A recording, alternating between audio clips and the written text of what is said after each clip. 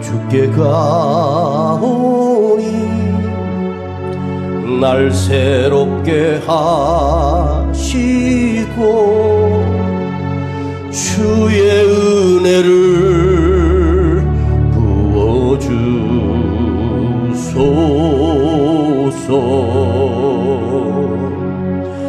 내 안에 발견한 나의 연약함 모두 벗어지리라. 주의 능력으로 주 사랑 나를 붙드시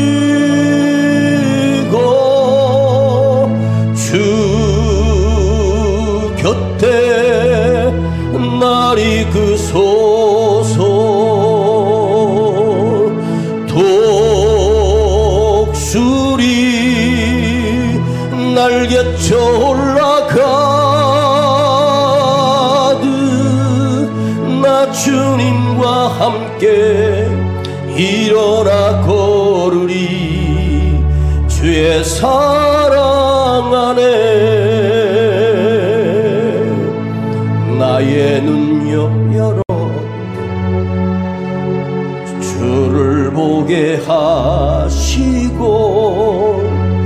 주의 사랑을 알게 하소서.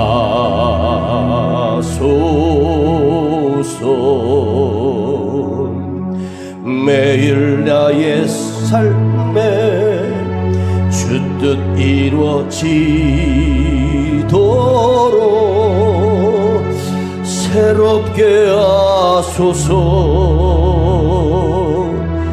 주의 사랑 안에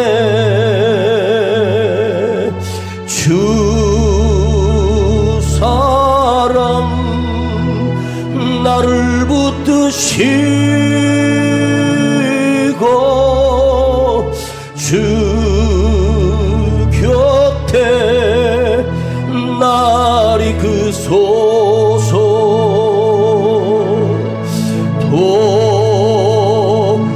독수리 날개쳐 올라가듯 나 주님과 함께 일어나 걸으리.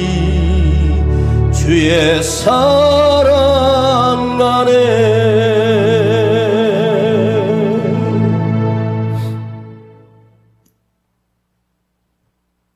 기도원 300용사 이 말씀을 오늘 네 번째 우리가 나누게 됩니다. 이제 마지막 오늘 여기까지 하고 다음 주부터 더 귀한 말씀으로 여러분과 나눌 것입니다. 이스라엘을 치러 내려온 13만 5천의 대군을 이끌고 그들이 쳐들어왔을 때 그 장수들은, 그들의 왕은 그 손바닥만큼 연약하고 군대도 없는 오합지졸의 이스라엘을 쳐들어왔을 때 그들은 반드시 이긴다, 100% 이길 것이라고 확신했고, 지금까지 이스라엘은 미디안에 거의 속박되어 있고 미디안에 두려워 쩔어 있는, 매년 곡식을 얻는 때에 찾아와 강제로 그들의 곡식을 빼앗아 갔던 미디안 사람들이 13만 5천을 데리고 올라와 이제는 완전히 이스라엘 땅을 정복하기 위하여 지금 13만 5천의 군대가 그들을 에워쌌습니다. 그런데 놀라운 사실은 그들이 그 전쟁에 왔지만 이스라엘 백성에게 다가오지 못하도록 하나님께서 막으시고 계셨고, 그 안에서는 어떤 일이 있었습니까? 하나님께서 기드온이라고 하는 한 청년을 택하셔서 그에게 군대를 모집하게 하고 3만 2천의 군대를 두려워 떠는 자를 보내고 나니 10,000명이 남았고 10,000명도 너무 많다 하셔서 이제는 300으로 줄였습니다. 그러니 지금 300명의 군대를 가지고 나간다면 적군의 숫자가 13만 5천이라면 혼자서 450명을 상대해야 되는, 1대 450명을 상대해야 되는 불가능한 전쟁이었습니다. 미디안 군대가 그들을 보았을 때 왜 저들이 숫자를 점점 줄이지? 아니 3만 2천 모았더니 갑자기 다 돌려보내고 겨우 300명 남겨놓고 그 300명으로 13만 5천의 대군과 전쟁을 하겠다는 것입니다. 미디안 군대는 그들의 숫자가 적어질수록 훨씬 더 유리하지 않겠습니까? 뭐 대등하거나 똑같은 무기력이나 비슷한 군사력을 가지고 있다면 싸워봐야 알겠지만 미디안 군대는 100% 승리할 거라고 확신했던 전쟁이 바로 오늘의 전쟁입니다. 그런데 이것은 기드온의 승리가 아닌 하나님의 승리였습니다. 하나님만이 승리하게 하시는, 하나님이 승리하게 하시는 하나님의 승리의 공식이었다는 말입니다. 자, 오늘 여기서 하나님의 도우심으로 연약했던 300이 13만 5천 대군을 깨트리고 잃어버렸던 땅을, 그들의 적 왕을 사로잡고 이제는 더 이상 미디안 군대가 이스라엘을 쳐들어오지 못하도록 모든 원인들을 다 제거해버리는 그런 대승을 거두게 됩니다. 그런데 성경에 이 한마디가 나와요. 13만 5천 군대가 진영해 그날 하룻밤에 하나님께서 그들 안에 두려움을 심어주셨습니다. 불안과 두려움과 분별력이 사라지기 시작합니다. 그러면서 13만 5천 군대가 아군과 적군도 구별하지 못한 채 서로가 두려워 같은 편들을 창으로 찔러 죽이는 그야말로 비극이 그 진영 안에서 일어나기 시작합니다. 얼마나 두려웠던지 내 친구가 적으로 보이고 내 형제가 적으로 보여 서로 찔러 죽이는 이 기이한 현상이 일어났습니다. 하나님께서 군대 300명 가지고 그들을 죽인 것이 아니라 자기들끼리 서로 칼로 찔러 죽이는 이 참담한 사건이 여기에 일어납니다. 왜 그렇게 하셨을까? 여러분, 왜 그런 일이 일어났을까요? 한번 생각해 보십시오. 하나님께서 그들 속에 있는 평범하게 주시는 기쁨이나 평안이 하나님께서 빼앗아 가시면서 성령을 거두시면서 두려움이 밀려오면 판단력도 떨어지고 분별력도 떨어지며 공포 속에 삽니다. 이 두려움이라고 하는 것이 우리를 사로잡을 때 가만히 생각을 한번 해보시면 내가 두려워하고 있는 이유가 무엇인지를 분석 정도는 하고 두려워해야 되잖아요. 그 일이 엄청난 일이라고 해도 사실 더 중요한 것은 내 안에서 그 문제를 향하여 보는 시각이 그렇게 중요하다는 거예요. 이거 아무것도 아니야. 하나님이 나와 함께 하셔. 하나님 내게 평안을 주셨어. 여러분, 어떤 문제 때문에 두려움에 떨 때, 사람은 두려움에 떨 때 오판하게 되고 착각하게 되고 엉뚱한 실수를 하게 됩니다. 평안할 때 내 안에 하나님이 주시는 이 평안, 그 평안을 누가 주시는가? 하나님이신 성령께서 우리에게 평안을 주십니다.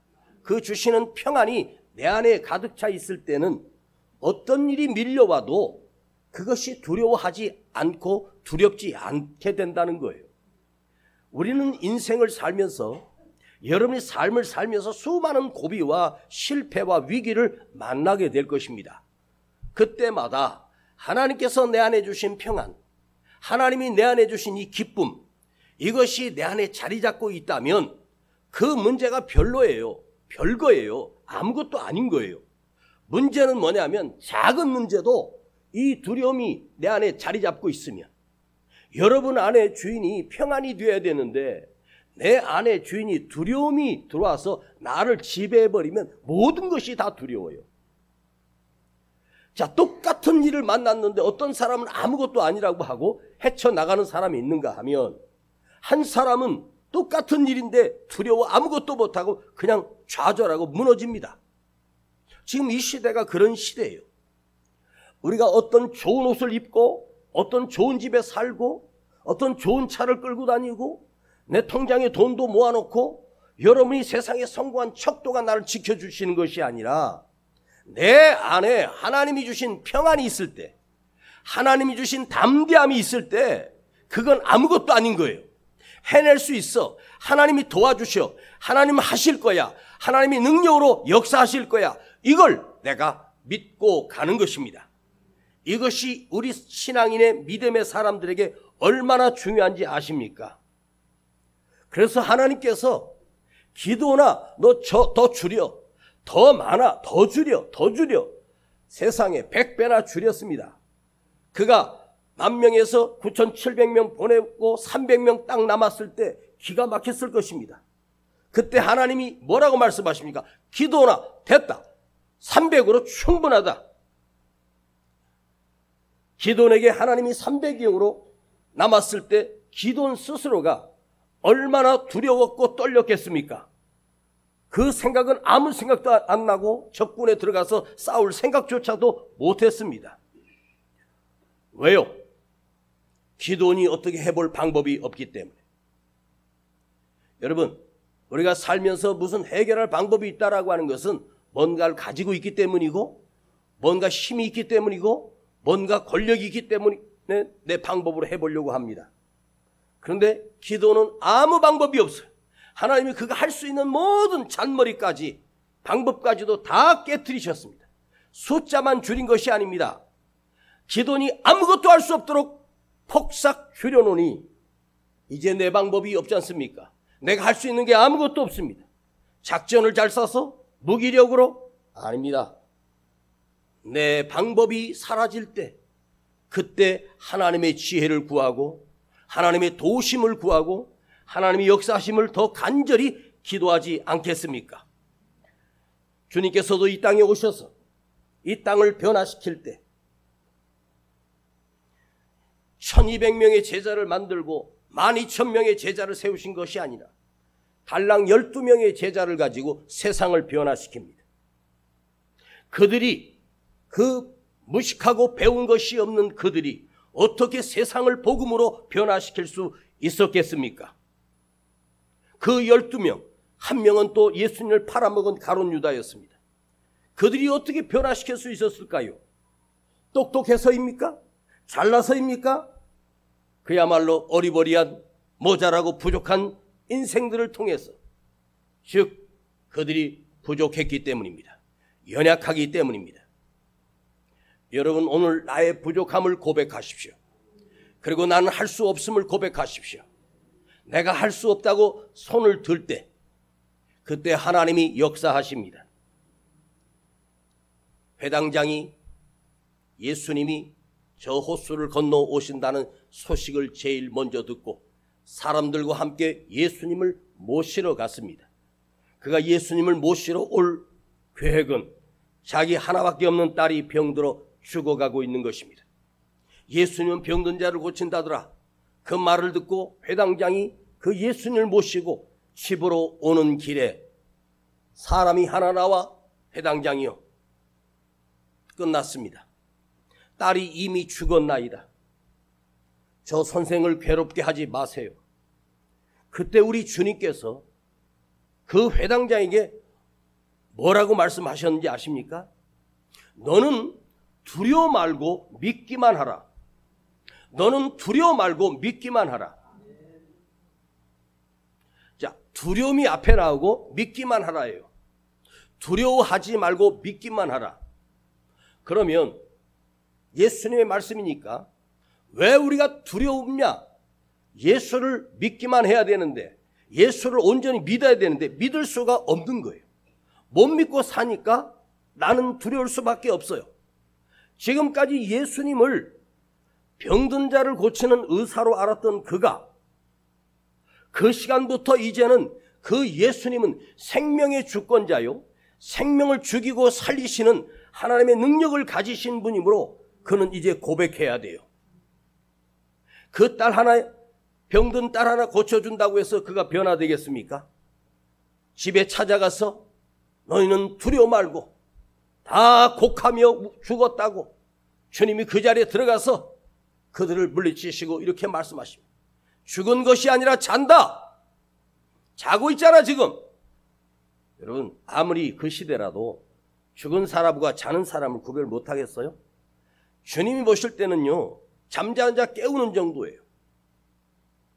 가서 딸아 일어나라, 달리다굼 일어나라 하니 그 딸이 그 자리에서 눈을 뜨고 그대로 일어납니다. 그걸 보았습니다.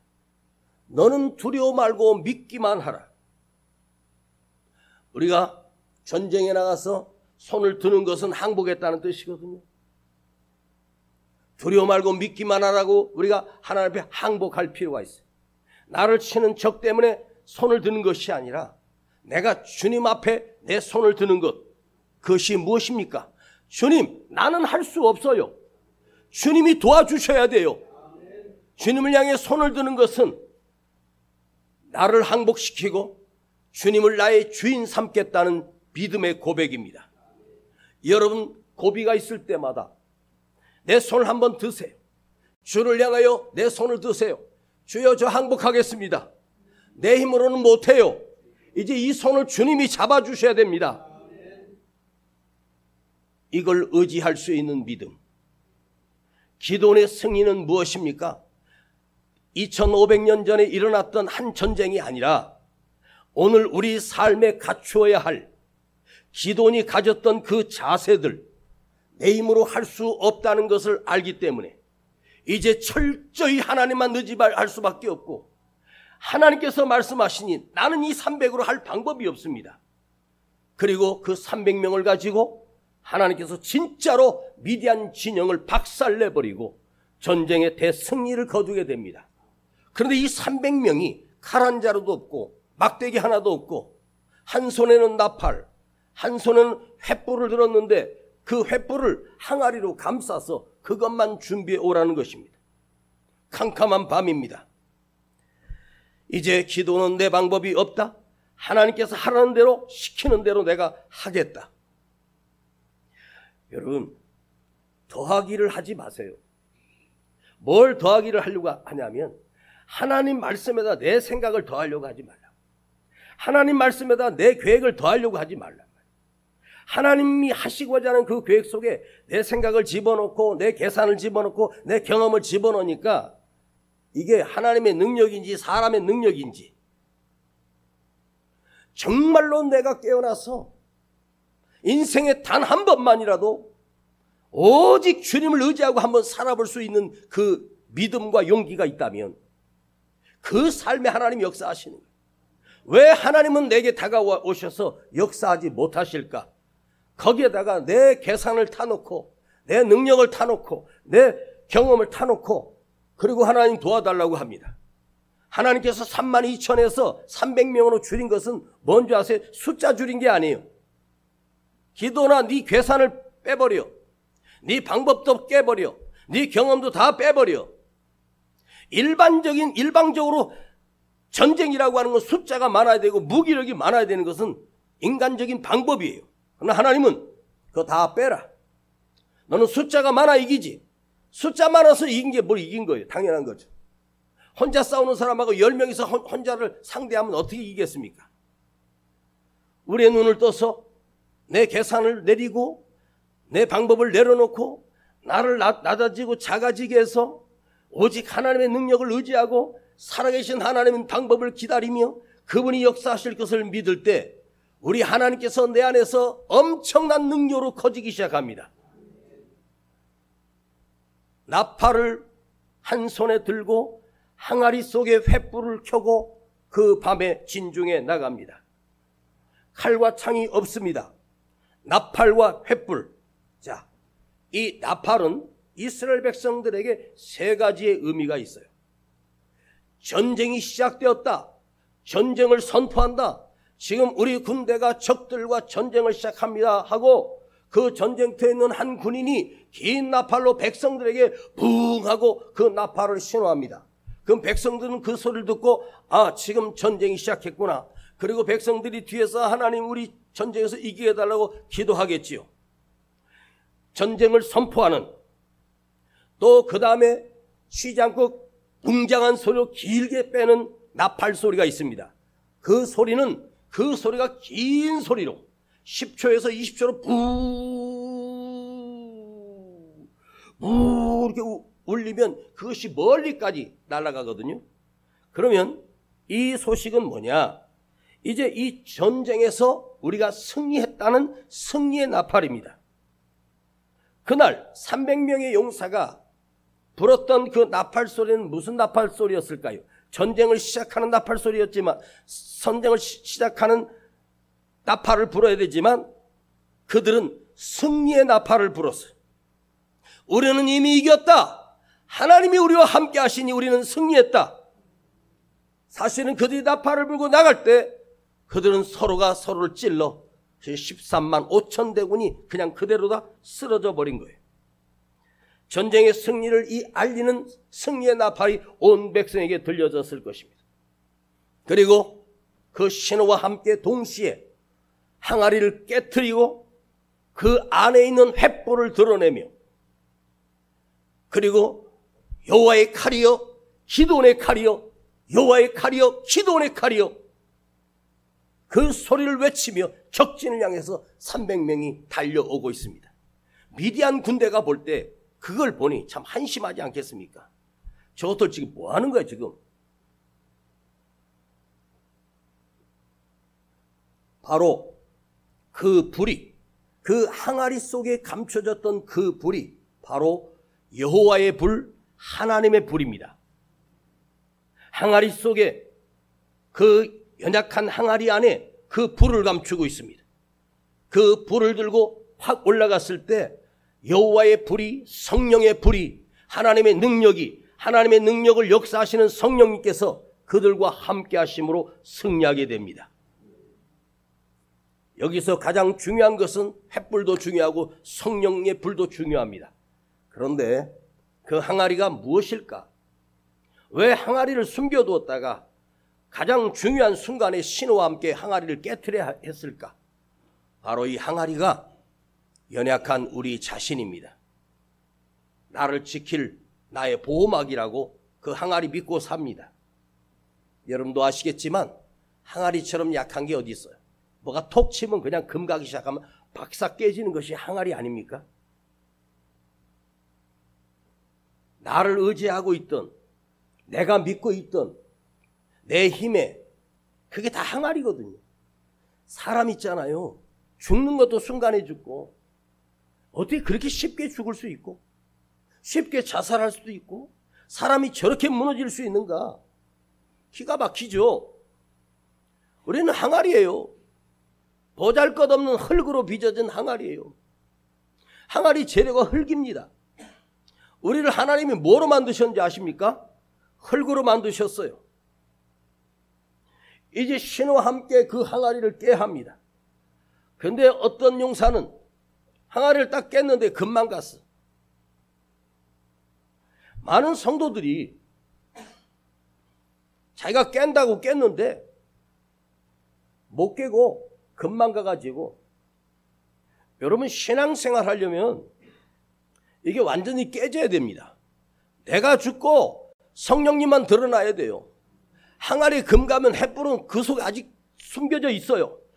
박삭 깨서 그 불이 밖으로 비추도록, 온 세상을 비추도록 내 자신을 바싹 깨트려야 그 횃불이, 성령의 불이, 하나님의 능력이 역사하기 시작합니다.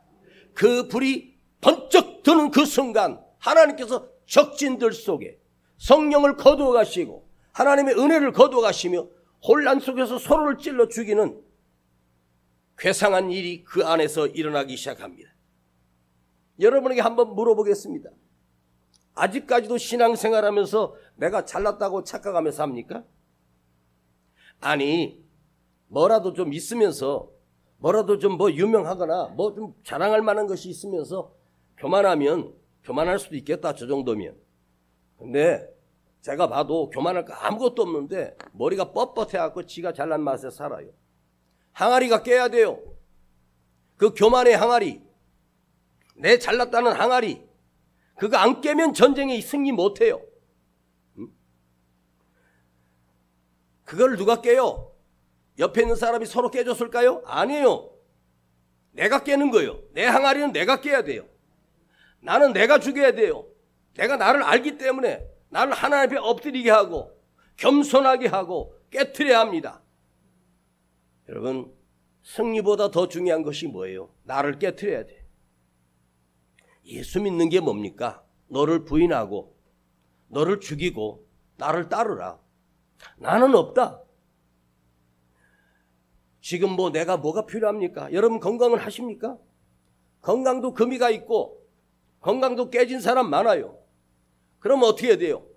하나님, 난 건강이 다 깨졌어요. 하나님, 나 재산도 다 날라갔어요. 그러니 하나님 도와주세요. 주님 함께 해주세요. 성령님이 나를 책임져 주세요. 내 자신이 깨지지 아니하면 안 된다.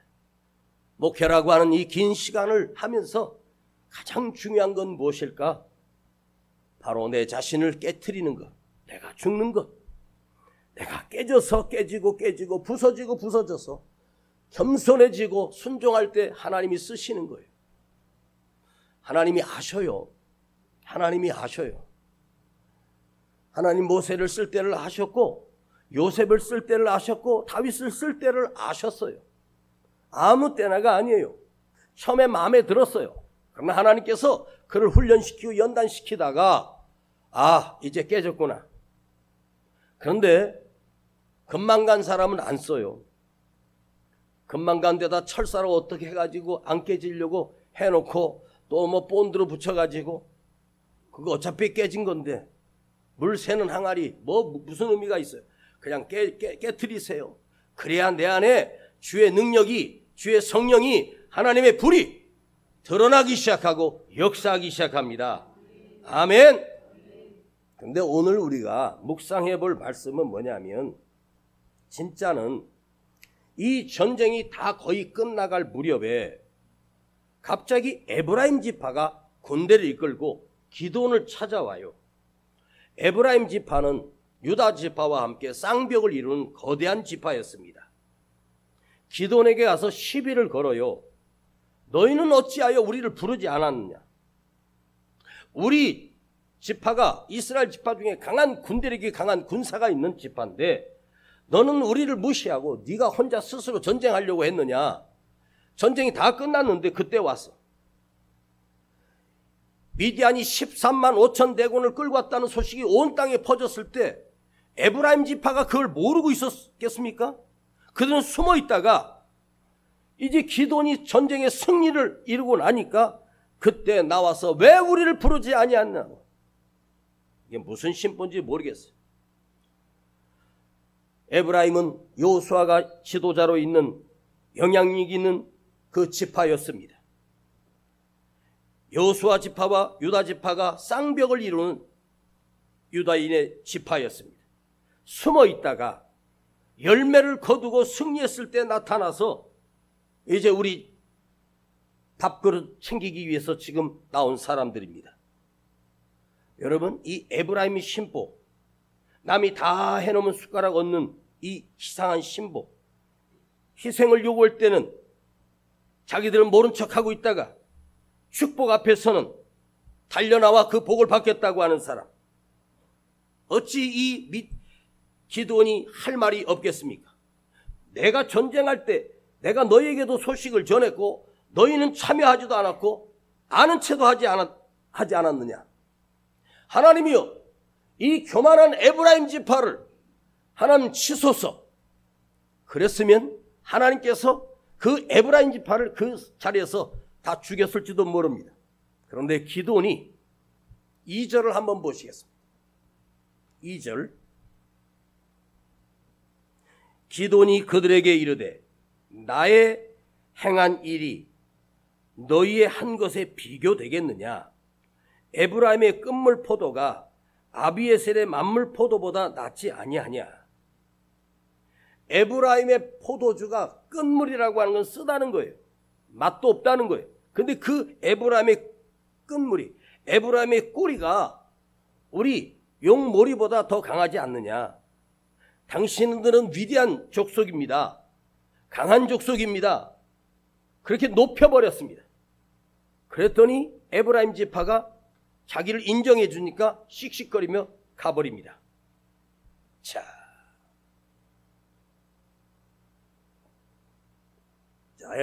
기드온이 에브라임 지파가 두려워서 이렇게 말하는 겁니까? 만일 기드온이 전쟁에 싸울 때는 숨어 있다가 인제 나와서 그런다고 하면 보통 상식으로 오히려 너희들이 정말로 내 백성이고 하나님의 백성이냐고 하면서 싸움이 했으면 내부 분열이 일어날 뻔했습니다. 지금 대한민국은 내부 분열이 심해요. 나는 우리 교회 안에서는 내부 분열이 없었으면 좋겠어요. 서로 하나 돼도 부족한데 누구는 누구 편? 이 나라도 내부 분열이 일어나서 여야, 우파 좌파, 보수 진보, 자유 대한민국에 어떻게 서로가 갈라지고 찢어지고, 이거 누가 했는 줄 아십니까? 정치꾼들이 한 거예요. 표 얻으려고. 우리는 대한민국 백성이고 자유 대한민국 국가에 사는 하나님의 백성이며 하나님이 세우신 나라요, 하나님께서 복을 주신 나라입니다. 여러분, 이 주일날 이 동시간대에 전국의 모든 예배당에서 모든 성도들이 모여서 동일하게 예배드리는 이 시간, 이런 나라가 없습니다. 그런데 지금 좌파 우파가 나눠지고 서로 멱살지고 싸우고, 너하고 상대 안 해? 형제끼리도, 부모와 자식 간에도 이런 일들이 지금 너무 많이 일어나고 있어요. 이제는 봉합되고 하나가 돼야 되지 않겠습니까? 더 이상의 싸움은 있어서는 안 됩니다. 정말로 바른 대통령을 뽑아야 되고, 여러분들이 지혜를 모아서 투표 한 장을 투표할 때도 그 사람이 정말로 하나님을 두려워하고 국민을 사랑하는 사람인가를 생각하고 이제 표를 던져야지, 무조건 우리 편이니까, 우리가 남이가, 단디아이소, 이런 쌀데기 없는 소리 필요 없어. 하나님 말씀으로 돌아가야 돼요. 여러분, 기드온의 승리는 두 번째 승리가 진짜 승리였습니다. 13만 5천은 적군입니다.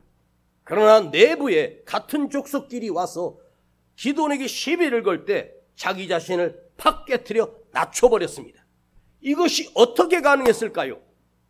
13만 2천에서 300명으로 줄이는 과정 속에서 기드온이 배운 것 하나 있어요. 나는 아무것도 할 수 없는 사람이구나. 나는 연약한 자구나. 나는 부족한 자구나. 겸손해지기 시작했습니다. 여러분, 하나님은 어떤 자를 사용하실까요? 나는 할 수 없어요. 나는 부족해요. 겸손한 자를 쓰십니다. 하나님께서 연약한 자를 사용하십니다. 우리처럼 연약한 교회를 쓰기 시작합니다. 우리가 오늘 겸손해질 수만 있다면 하나님은 우리 교회를 사용하십니다. 숫자로 되는 게 아니에요. 숫자가 많다고 이긴 게 아니에요. 주님은 한두 명이라도 주님의 이름으로 모인 곳에 함께 해주시는 거예요. 우리가 이 예배가 거룩한 이유는 우리 주님께서 우리가 함께 계시고 이 예배를 받으시기 때문에 이 예배가 거룩한 거예요. 사람들이 많이 모이는 신천지들이 모인 곳에 하나님이 계시겠습니까? 그들은 어차피 지옥 갈 것들인데, 그들이 와서 해서 엄청나게 많이 모여서 숫자를 누리고 새를 부리고, 아닙니다. 하나님은요, 숫자에 관심 없어요. 살아있는 한 영혼, 깨어있는 한 영성, 이 사람을 우리 아버지 하나님은 기다리고 계십니다. 오늘 여러분의 건강을 100배나 주시고 내 재산을 100배나 하나님이 줄이시고 나를 갖다가 연약하게 만들고 부족하게 만들어서 아무것도 할 수 없도록 만드셨다면 하나님이 이제 당신을 사용하시는 놀라운 시간입니다. 그래야 쓰임받는 거예요. 3만 2천을 가지고 싸웠다면 틀림없이 이 전쟁은 실패했을 것입니다. 사도 바울이 그의 편지에서 이렇게 고백합니다. 나는 날마다 죽노라. 나는 날마다 죽노라. 왜 사도 바울을 하나님이 거룩하고 능력 있게 사용하셨을까요? 나는 날마다 죽노라. 자기 자신을 날마다 죽이고 자기 자신을 절제하고 내 자신을 죽이고 내 고집을 죽이고 혈기를 죽여 날마다 죽노라. 신앙생활의 여정이란 내 자신을 날마다 죽이는, 나를 날마다 죽이는, 그래서 겸손하게 만들고 하나님만 의지하게 만드시는 하나님의 섭리가 있지 않겠습니까? 예전에 어느 교회 장로 임직식에 참석을 했는데 저도 가서 축사를 하고 그 장로님, 나이 드신 은퇴하신 장로님입니다. 80대신 은퇴하신 장로님이 시골에서 올라오셨는데 그 마지막으로 장로님 나오셔서 한 말씀 해주세요. 그랬더니 그 80대 나이 드신 장로님이 앞에 딱 서더니 오늘 이 교회 장로 임직을 받는 젊은 장로님들 잘 들으세요. 정말 짧게 말했습니다. 장로가 순종하면 교회가 부흥해. 장로님들 일 잘하려고 하지 말고 말을 잘 들어. 일 잘하려고 하지 말고 말을 잘 들어. 목사님이 무슨 말씀하시면 그냥 무조건 들어. 죽으라고 하면 죽고 살라면 살고. 장로가 돼서 목사에게 대들라고 세운 게 아니야. 목사님을 섬기고 교회를 섬기고 주님을 섬기라고 일꾼 세워주신 거니까. 일 잘하려고 하지 마. 목사님 하신 말씀 무조건 잘 들어.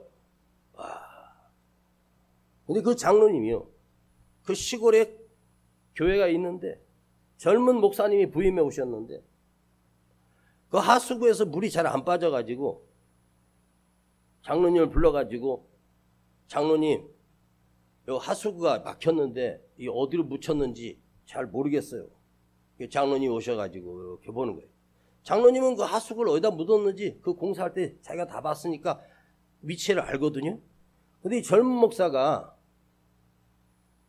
자기 생각으로 저쪽에 하수구가 있을 것 같아요. 장로님 여기를 파세요. 그랬더니 장로님이 하루 종일 거기 판 거야. 오후에 가보니까 장로님이 삽과 그 하수구 찾는다고 파놨는데 아무것도 없어요. 아, 장로님 여기 아닌 것 같아. 이쪽인 것 같아. 여기 한번 파보세요. 그것도 팠어요. 안 나와요. 근데 그 장로님은 하수구 위치를 알고 있어.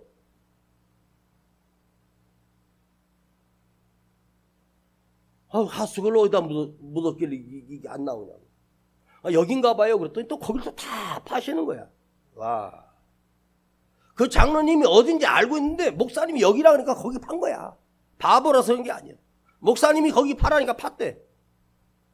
그럼 장로님이 목사님 하수구는 이쪽에 있어요. 이쪽 파면 돼요. 그렇게 말했으면 쉬울 걸. 그걸 한다고 며칠 고생했습니다. 자기가 알아도 말 안 해. 아주 7번째 만에 그 목사님이 장로님 아무래도 하수구는 이쪽에 있겠죠? 정확하게 있는 쪽을 가르치더래요. 그래서 거기를 또 열심히 파니까 하수구가 나오더래요. 봤더니 하수구가 깨져가지고 막혀 있었어. 그걸 다 수리해가지고 다시 덮습니다. 아니, 방향이 이쪽인 걸 알고 있으면 목사님 하수구는 이쪽으로 묻었어요. 저쪽에 없어요. 그리고 파면 될 거 아니야. 그런데 이 장로님은 목사님이 어디 팔까요? 그러면 여기 파라면 무조건 파는 거예요. 그러면서 그 장로님이 그 간증을 하시는 거예요. 하수구 30분이면 해결될 거 나는 보름 만에 목사님 파라는데 팠다고. 나도 알아. 아는데 목사님 파라니까 팠대요. 그때 우리가요, 그 목사님 그 간증을 듣고 온 성도들이 박수를 쳤어요. 네. 저렇게 귀한 장로님이 계신다. 그러면서 장로님 간증을 잠깐 하시는데 그걸 듣고 너무너무 감동받고 은혜 받아서 박수를 쳤다고. 네? 네. 같이 한번 쳐봐요. 같이 쳐. 손바닥 없는 사람 안 쳐도 되고. 훌륭한 장로님이죠. 그런데 그 장로님 자녀들이 7남매인데 어떻게 됐을까요? 그 하나님께서 그 7남매를요 유복되게 건강하게 다 뛰어나게 하나님께서 책임져 주시더랍니다. 몰라서 내가 아는데도 그렇게 안 해. 하라는 대로 하는 거예요. 목사가 뭘 경험이 있겠어요? 젊은 목사가. 집을 지어본 적도 없는데. 근데 여기 바람 파고 저기 바람 파고. 와. 우리는요 목사님 말 잘 들으려고 하지 말고 여러분 하나님 말씀 잘 들으세요. 하나님 말씀에는 길이 있고 하나님 말씀에는 답이 있고 하나님 말씀에는 내 인생의 길이 나와요. 앞이 캄캄하고 불안하고 두려움에 나는 끝났다. 나는 살 희망이 없다. 한치도 안 보이는 캄캄함 속에 낙심하고 계십니까? 여러분 앞에 수없이 다가오는 수많은 해결해야 될 공적들이 적들이 나를 향해 다가오고 있습니까? 하나님마저도 안 보이고 기도할 힘도 잃어버린 이 시대를 살아가는 우리 성도들에게 간절히 이 말씀을 드립니다. 근심이 나를 흔들 때, 근심이 나를 눌러 덮을 때 주여 나는 오직 하나님의 말씀만 듣겠습니다. 나는 오직 하나님이 하시라는 대로 나는 하겠습니다. 모세가 손을 들라면 들고 때리라면 때리고 손 들고 있으라면 손 들고 지팡이로 내리치라 할 때마다 기적이 일어나요. 모세가 한 기적은 없어요. 모세를 통해서 수많은 기적을 행하셨던 하나님인데 그 기적은 하나님의 기적이고 모세가 하라는 대로 한 거야. 항아리 깨트려 나팔 불어 이런 소리 질러 그대로 했습니다. 나가보니 다 해결됐어요. 여기서 여러분 우리는 이걸 가슴에 새기십시다. 지금까지 내 방법대로 살아왔다면 이제 하나님 말씀을 듣고 하나님 말씀대로 한번 살아보기로 결단하는 거예요. 수없이 예배를 드리고 수없이 말씀을 들어도 자기 고집대로 살려고 하고 자기 계산대로 살려고 하고 자기 방법이 다 있어요. 여러분 하나님께서 나를 자녀 삼으셔서 인도하고 계셔요. 전능하신 하나님께서 내 인생을 간섭하시면서 인도하고 계신데 이놈이 내 인생이 지가 똑똑해. 지가 잘났어. 이쪽으로 가라는데 저쪽으로 가고 저쪽으로 가는데 또 이쪽으로 가고 계속해서 헛길로 가고 먼 길로 가고 가요. 그러면 나를 따라다니는 하나님께서 나를 붙들고 계신 하나님께서 네 마음대로 사는데 하나님이 어떻게 할 방법이 없잖아요. 저는 기도원의 위대한 승리는 하나님 말씀에 철저하게 순종했다.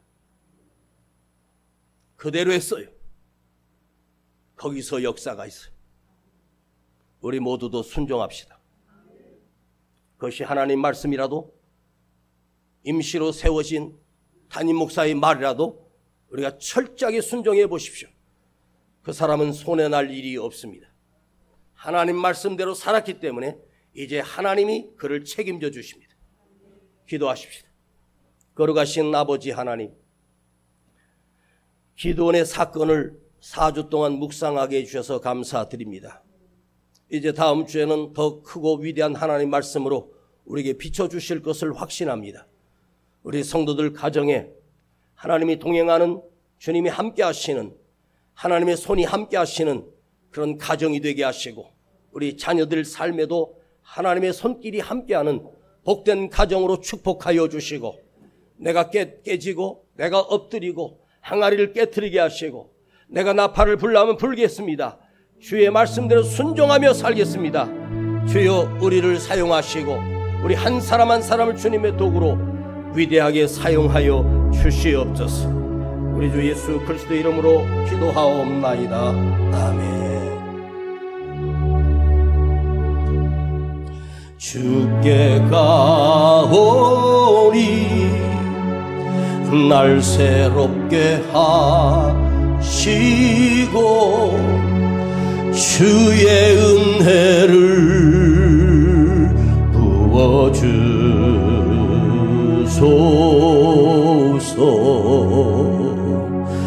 내 안에 발견한 나의 연약함 모두 벗어지리라.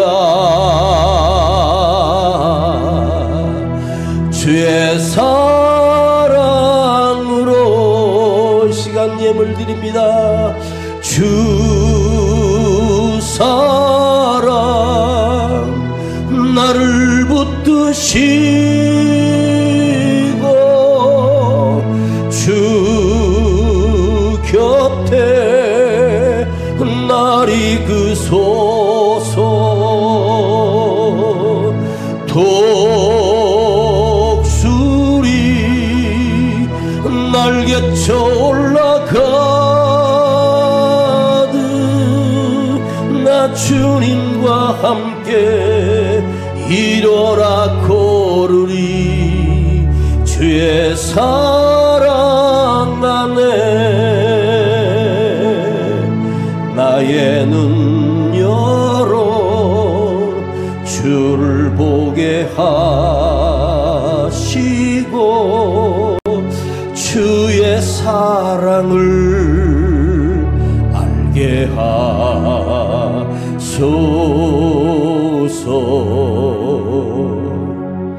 매일 나의 삶에 주 뜻 이루어지도록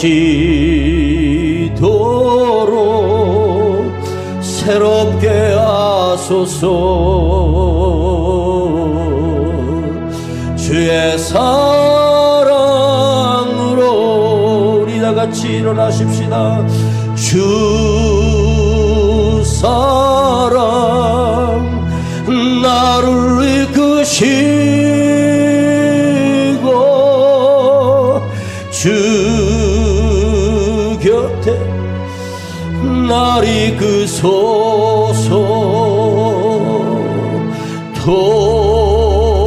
독수리 날개쳐 올라가듯 나 주님과 함께 일어나 걸으리. 주의 사랑 안에 독수리 날개쳐 올라가듯 나 주님과 함께 일어나 걸으리. 주의 사랑 안에 나의 주 말씀을 듣게 하시고 이제라도 주의 말씀대로 살려는 거룩한 성도로 우리를 회복시켜 주시기를 원하며, 언제나 내가 가는 길에 주의 말씀이 먼저이며 그 들려진 말씀대로 순종하며 살아갈 수 있는 우리 귀한 자녀들 성도들 되게 하여 주시기를 원합니다. 주여, 내가 순종하겠습니다. 내가 깨지겠습니다. 내가 엎드리겠습니다. 주님의 도구로 나를 사용하여 주시옵소서. 우리 함께 기도합니다. 주여 아버지 하나님 감사합니다. 오늘 우리 안에 기도원의 영성이 있게 하시고 그 작은 산백을 가지고 나갈 수 있는 용기는 살아계신 하나님의 말씀대로 순종했기 때문이며, 나를 줄이시고 그 안에 백배나 커지신 전능하신 하나님을 믿으며 아버지 겸손해지고, 주여 아버지 하나님 나를 낮추며 이 기도의 승리가 우리의 승리가 되게 하시고 나의 승리가 되게 하시고 내 삶에 이런 승리가 일어나게 하시기를 간절히 원합니다. 아버지 하나님을 철저하게 믿으며 그 도심을 철저하게 의지하며 주여 내가 살아가겠습니다. 주님과 함께 살겠습니다. 주님을 의지하며 살겠습니다. 오직 주의 말씀으로, 주의 사랑으로, 주의 능력에 의지하여 오늘 내 삶을 송두리째 맡기며 살아가기를 원합니다. 주님, 우리와 함께 하시는 전능하신 하나님, 그 거룩하신 하나님이 우리를 붙들고 인도하여 주시옵소서.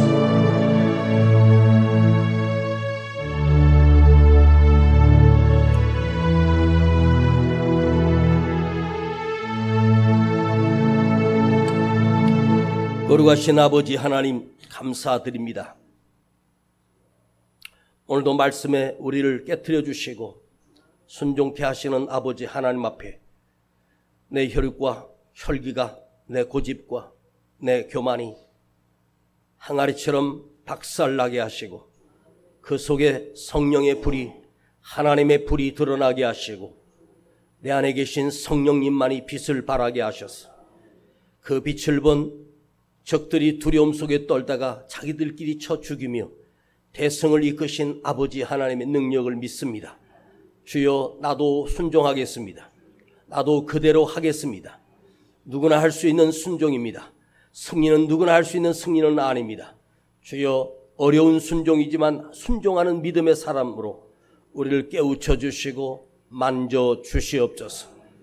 여기 우리 성도들의 아버지 앞에 가슴에 정성을 모아 감사를 드리며 10의 1을 구별하여 드리며 이 가정들을 기억하시고 축복하시며 아버지 하나님께서 기도를 사용하셨던 것처럼 저들의 자녀 또한 하나님의 손에 의하여 쓰임받는 거룩한 도구로 사용하여 주시고 이 세상에서 구원받는 자녀들이 되게 하시고 믿음의 자녀들이 되도록 우리 주님이 그들을 붙들어 주시고 인도해 주시고 힘들고 어려운 이때 사업장을 축복하시고 그 사업장에 하나님의 복이 임하게 하시고 하나님의 능력이 임하게 하여 주시옵소서.